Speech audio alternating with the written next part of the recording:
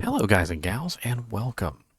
So, we finally got version 2.3 of Diablo 2 Resurrected. It went live, I believe, at around 2:30 p.m., so I think it was about 19 minutes ago. And we have the full patch notes, so I'd like to go over those full patch notes for both the PC and the console, and we'll take a look at what has changed and what we can look forward to. So without further ado, let's hop right in. So right off the bat here at the top, we have gameplay changes. We have players now have a game difficulty scale available in the options menu for offline games, which provides the same function as the /players debug command. Players can now enable force move, an option available in the control settings, which will allow the player to command their character to move to a specific location without targeting monsters. Should be very useful. Players can now enable Quick Cast, an option available in game settings, which can allow the player to use abilities with hotkeys without having to select the skill in the UI.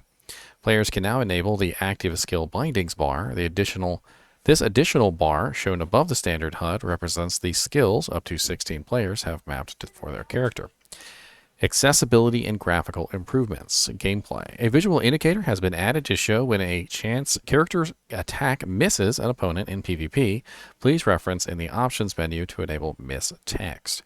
Pets, summons, and mercenaries will now warp to a player's location if they are far away from the player's character. Pathing has been improved for players' summons. Both of these things are very welcome. Chat and social. Players can now use the tab key to cycle through all channels in game and in lobby. The text color for whispers now shows as a different color than system messages. Battle.net Real ID friends now show real ID names on your friends list in game. And this was a big issue because someone would message you in game, it would show their Battle.net ID, and then you would try and figure out who that person was that was messaging you. You're like, what is your name in game? You're like, oh, okay. You would have to like almost be a detective to figure out who was actually messaging you, unless you had everybody's characters and Battle.net IDs like memorized. So it was very nice to be able to see that change. Lobby menu, a visual indicator has been added to represent PC lobby characters who are muted or ignored players. A visual indicator has been added to show character level and expansion type to PC lobby characters. NVIDIA DLSS Deep Learning Super Sampling is now supported to enable. Please reference your options menu. Added proper error messaging in cases where the game couldn't retrieve online characters from the server. Deleting your character will no longer jump your character selector to the top of the list. Instead, your character selector will progress to the next sequential character on the list. Bug fixes, art and enemies. Fixed an issue where NPC Talik, Korlik, and Maddox VFX may not always play. Fixed an issue that caused Hellswarm enemies to appear as white when they spawned for a short amount of time before changing to their correct color. Fixed an issue preventing the Abyss Knight from receiving full color tinting on frozen or poison effects. Fixed an issue preventing the Imp monster deaths from being correctly tinted to match the monster's color variant. Fixed an issue preventing Amazon's Valkyrie skill from showing as the correct color. That's actually pretty important because the color of the Valkyrie is how you determine the abilities that she's using. Fixed an issue preventing part of Will-O-Wisps from receiving the correct color tinting. Fixed an issue where the exploding cow could reappear unexploded. Fixed issues where in certain areas players could partially fall into the floor or float above the ground. I've actually had that happen to me on stream. Fixed issues where secret objects were incorrectly highlighting. Fixed issues where some assets could disappear incorrectly while on screen. Fixed issues where some assets on lower detail levels had distorted geometry. Adjusted red light intensity in the Throne of Destruction. I hope a little bit less. Fixed various texture issues and graphical bugs.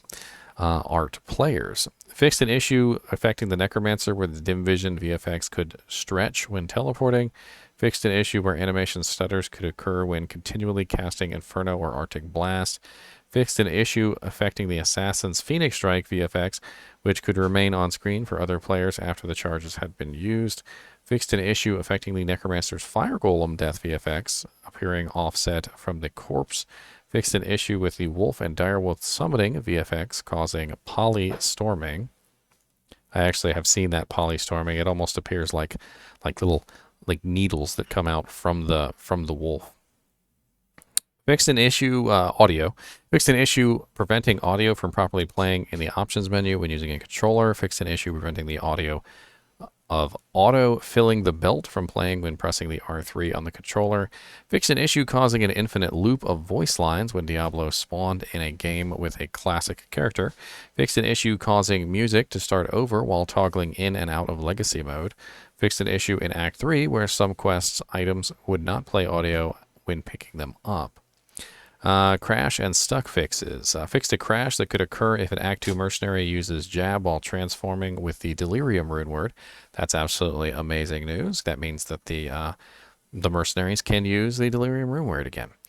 Fixed a crash that could occur if you max out your channel name length and select that channel in the drop-down menu. Fixed a rare issue where a player could become stuck in the join game state after failing to create an online game. Miscellaneous crash fixes. Gameplay online. Fixed an issue in multiplayer sessions where if one player smashed another player's soulstone on the Hellforge, that player would be unable to interact with their inventory. Fixed an issue in online games where waypoints could become unselectable when surrounded by monsters. Fixed an issue in online games with Corlic's leap attack. Fixed an issue where entering a town portal of another player could cause you to load into the next area before teleporting your character back into town. I've actually had that happen before. Fixed an issue with client-to-server synchronization when using Holy Shield. That sounds interesting. Sounds like some sort of a desync issue. Fixed an issue where when attempting to trade a player who was either in their stash or hovering their cursor over an item would flash the trade prompt. Improved synchronization of ability and attack animation in online games. Sounds like some more desynchronization fixes. Fixed an issue where your trade with another player could close if another player joins the game session. Fixed an issue where other players' corpses wouldn't appear until they chose to respawn. Fixed an issue where player and attack skills would not always stay in sync between client and servers. More desync fixes. Those are always nice to have. Player abilities. Fixed an issue where going hostile with a druid character could show their summons at 1/3 of their actual health. Fixed an issue where using telekinesis on the altar of the ancients wouldn't activate the ancients. Fixed an issue where the way pointing in legacy mode while hurricane skill is active could cause a long loading screen. Fixed an issue with the assassin's dragon tail skill animation playing an extra kick. Fixed an issue where the druid's fury skill was not properly animating as many hits as it throws when using the werewolf and werebear form. Telekinesis no longer requires line of sight to interact with a target. I don't think it ever should have, so I guess it's a good fix. The throw skill can now be equipped even if you aren't holding a throwable weapon. Fixed an issue where overlapping firewall or blaze missiles could cause increased damage. Fixed an issue where overlapping firewall or blaze missiles could cause increased damage. It sounds to me like they might have just fixed firewall bug, and all those people building firewall are now going to be very sad. We'll have to test that out. Fixed an issue where player would use telekinesis on the orifice in Act 2 that would cause an interface screen to become stuck on screen. Fixed an issue where if you are in town and cast enchant on another player, it could initiate a trade. Fixed an issue where paladin characters couldn't interact with their stash if they had certain abilities mapped to specific controller buttons. Fixed an issue where auras could toggle on and off briefly while performing inventory functions. Fixed an issue where the paladin could begin rubber banding when his mana was depleted while holding down the charge skill. Fixed an issue where you couldn't equip conviction if you were using a bow or crossbow. I did not know that. Fixed an issue where Shadow Master would not teleport when using the Dragon Flight ability. Did not know that either. Fixed an issue where, on occasion, monsters revived by the Necromancer couldn't be unsummoned. I never tried to unsummon them, so I wouldn't know. Controller / no pickup now works properly for controllers on PC. Fixed an issue on the controller where binding an O skill to a button and then binding a common skill would cause incorrect tooltip to display. Fixed an issue where other party members' death could cause vibration on the other player's controllers. Fixed an issue where quick moving items between stash and inventory could fail. Fixed an issue where the toggle run UI display the wrong button if swap sticks option was enabled. Fixed an issue where if you accept a trade and then loot your corpse before the other player accepts, the trade would look like it was a successful but was not. Fixed an issue where navigation past either end of the channel list would cause the user to be unable to navigate the channels again. Fixed an issue where players could not use UI buttons or pick up items when in viewing. Fixed an issue where using the R3 to autofill your belt would occasionally fail part way through. Fixed an issue where typing a message in game chat while the quest panel would remove the quest UI. Fixed an issue where having a trade initiated while in the skill bind menu would cause players to lose controller capability. Fixed an issue where if the emote wheel was on screen and trade was initiated, the emote wheel interface screen would overlap the trade interface screen. Dead mercenaries will no longer appear in town. Fixed an issue where a player with a dead mercenary joining another player's game could cause a dead mercenary to appear in an idle animation. Fixed an issue where Act 2 mercenary could display the incorrect aura. That was actually a common issue. Fixed an issue where mercenaries would not always teleport with the player. I've actually had that a couple times as well. Fixed an issue where stunned grotesques were not targetable. Fixed an issue where Tomb Viper's Poison Cloud attack was improperly dealing physical damage. The Poison Clouds now deal proper poison damage. Amazing! That bug's been in the game for 20 years. Hopefully they fixed it properly. Fixed an issue where some of Bale's projectiles and attacks could display different VFX for different players in the session. Fixed an issue where Deathlord's frenzy attacks wouldn't animate correctly. Fixed an issue where hatched cocoons could reset and become unhatched. Fixed an issue where if you attempted to deposit more gold into your stash than the stash could fit, no gold would be deposited at all. That would actually, I hope they fixed that one properly, because that was really annoying. Performance abilities, optimized various player abilities, optimized various boss encounters and monsters. Localization, corrected audio translations on Grease's voice over for Who Goes There when playing in Chinese. Corrected audio translations for Kashia's voice for Act 1, Quest 5 playing in Chinese. Corrected issues where some text and languages could align improperly with UI bounds. Remove the gender prefixes for the speaker's name in non-English translations. Fixed an issue where in certain languages the voice lines were not translated in chat after defeating Bale for the first time. User interface. Fixed an issue where the player hostility tooltip would be difficult to click to display in online mode. Controller.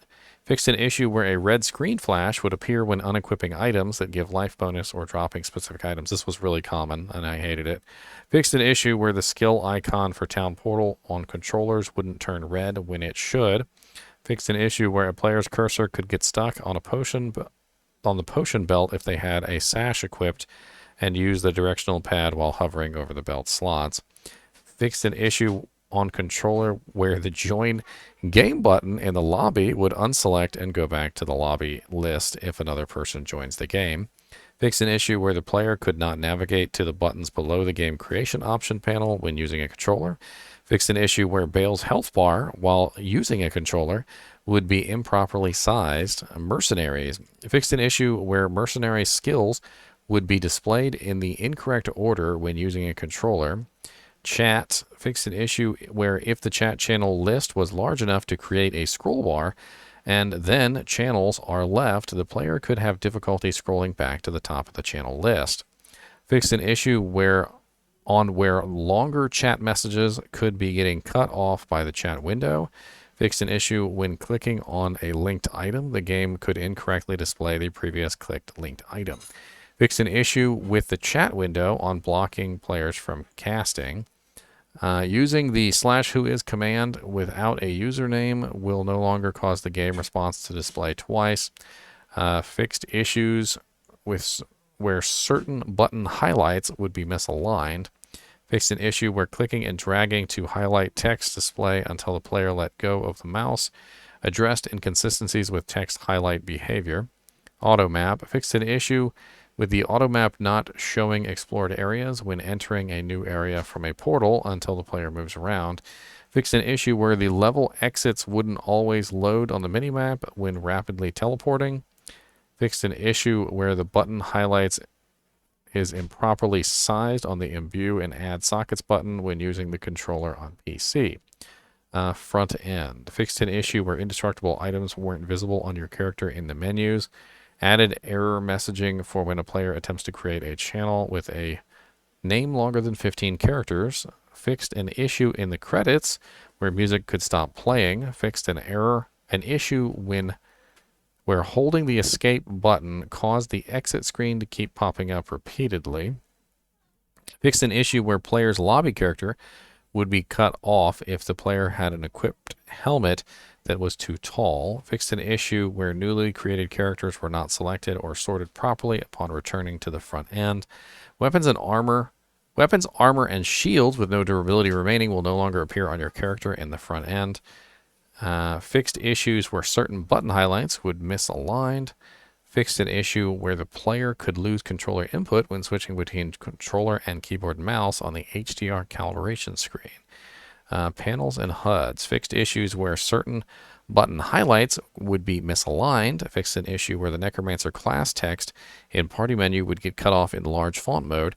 Fixed an issue when swapping in and out of legacy mode that was causing certain tooltips to shrink. Using a traversal skill while the waypoint menu is active will now correctly dismiss the waypoint menu. Holy butt ton of information. All right, so that was just the PC patch notes. Let's take a look at the console patch notes. And let's see what has changed between the two.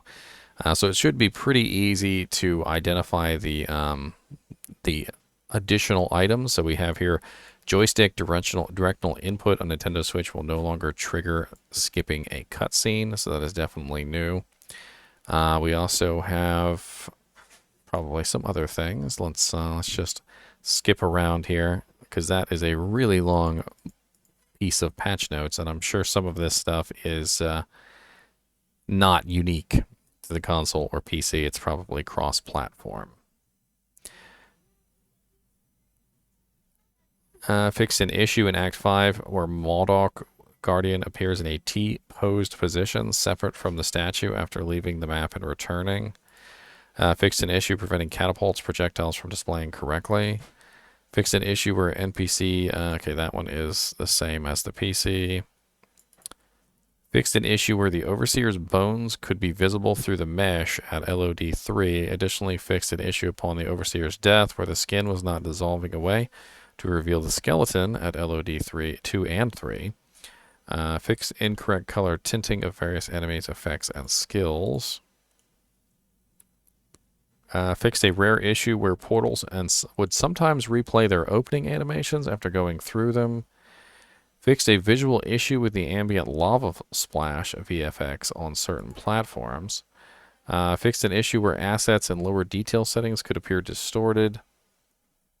The exploding cow one was in both. Fixed an issue where well shrine water animations extending through some well walls.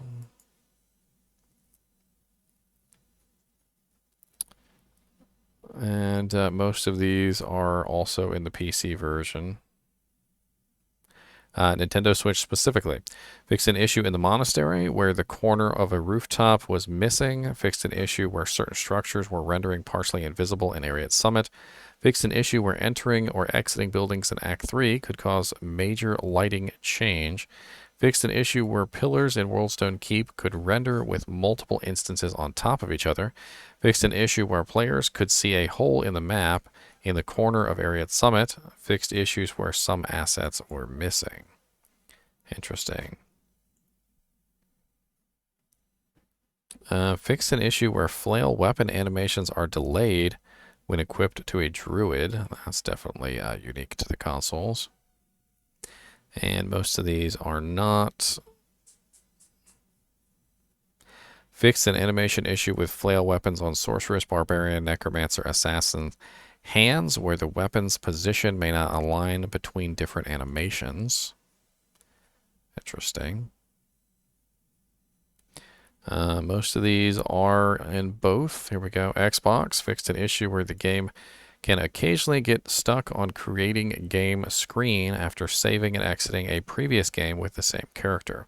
Fixed a rare issue where players could become stuck on the loading screen when creating a game via the party finder. PlayStation 5 fixed a crash related to viewing friends' activity history. Fixed a crash that could occur when saving and exiting from Heraroth. Fixed a rare crash when trading with Drognin. Interesting.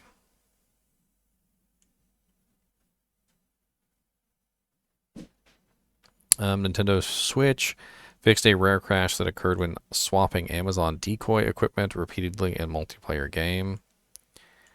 Let's see. All these are the same.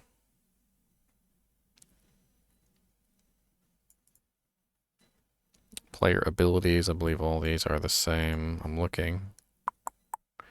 There's the Firewall one again. Fixed an issue with Amazon's bow and crossbow skill not applying their attack bonuses properly. I don't think that was on the PC version.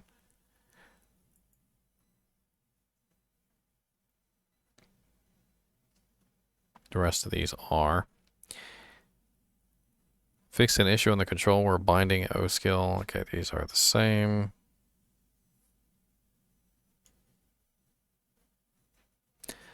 Fix an issue where toggle run UI would display the wrong button swap if the sticks were swapped. Yeah, that was on PC as well.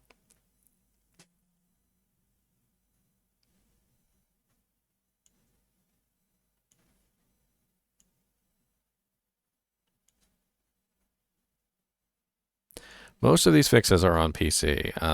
It's a very similar patch notes on both. We are seeing some Xbox specific things, like we have fixed an issue where the audio could stutter during gameplay, fixed an issue where the music could stutter on loading screens. We also have a Nintendo Switch fix here, fixed an issue when resuming from title after suspension, causing a heavy DRS increase. That's interesting. Player abilities fixed a missing skill link in the tree between Ice Blast and Shiver Armor.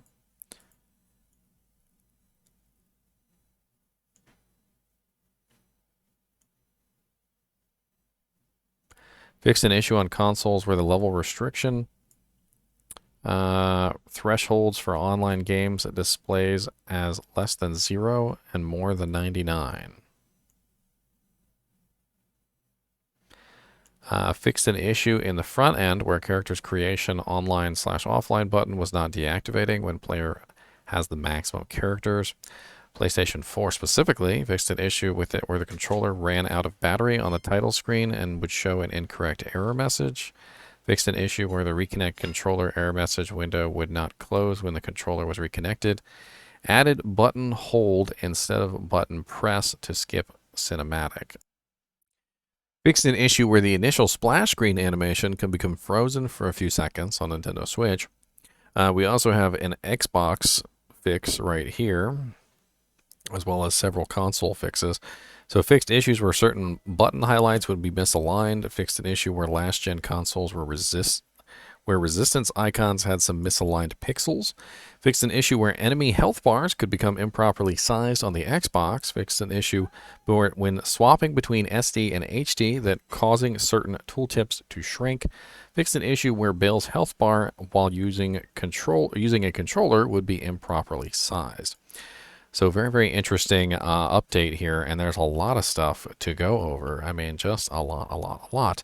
And thankfully, the update is live, and what I'd like to do is go play around with some of these things on video. But this video has already been 24 minutes long, going over the patch notes.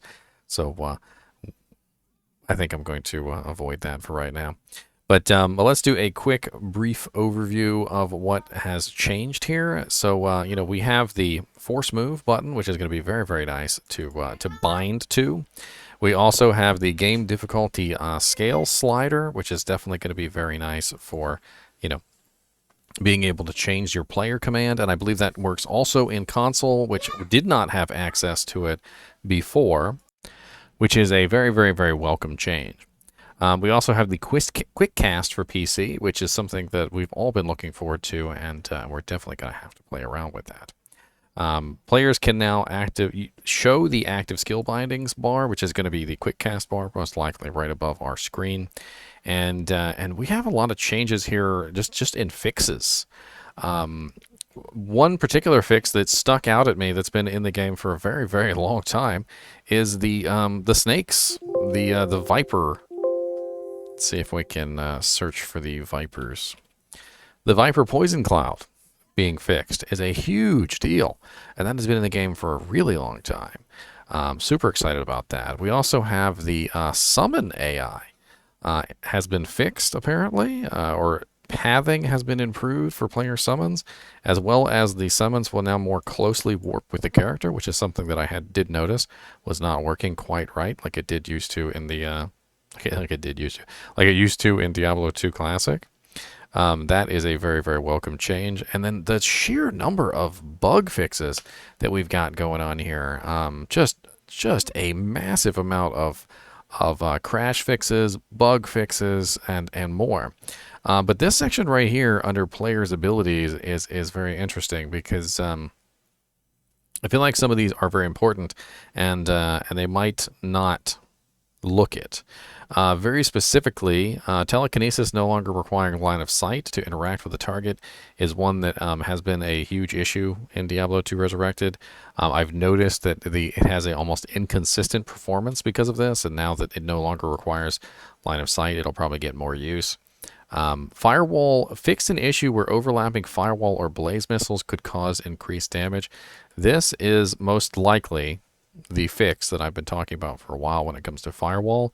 So might want to test out your firewall damage and see if that's been affected, if it's drastically decreased or if it's just moderately decreased. Not exactly sure, but we're certainly going to play around with it. We also have some other little issues here, like minor things, like being able to cast Enchant in Town, not bringing up a trade window. Bunch of interesting things about charge causing rubber banding. So if you're having trouble with charge causing rubber banding, hopefully that's been fixed. Using conviction with a bow has been fixed. That's definitely an interesting one. I didn't even know that was a thing. Shadowmaster apparently wasn't teleporting with Dragonflight, which I'm sure is an issue because she does use Dragonflight quite a lot. And man, we've got a lot this patch. I do apologize for the length of this video, but I mean, there really was a lot to go over in both the PC and the console versions. So it looks like this is a major patch. That's what I would call it. Definitely a big patch with a lot of changes. And if you haven't played for a little while because you were experiencing a lot of issues, crashes, glitches, things like that, maybe now's the time to hop back in and see if things have gotten a little better. Anyway, as always, I do appreciate you guys and gals watching my videos, however long they happen to be, and keep watching.